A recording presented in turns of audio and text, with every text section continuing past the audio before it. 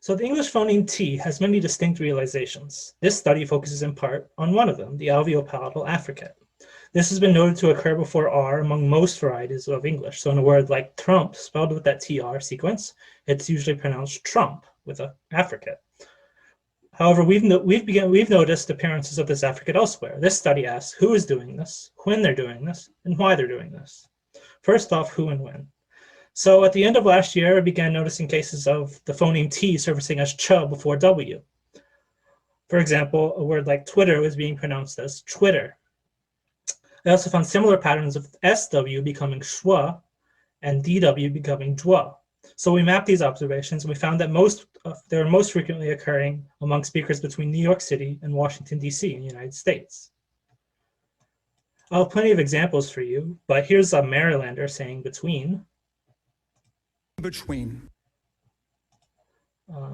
So as we can see here, there was lots of frication noise there. So why are they producing it with so much frication noise?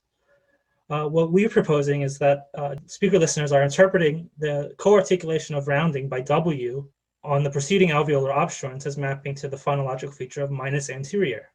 This, combined with similar effects by R, leads to the synchronic processing of this rule. This causes alveolar obstruents to become posterior affricates and stridents before R and W. So what does this mean? Well, for these speakers, we can redefine a process of assimilation as one of an error in rounding. In other words, a rounding error.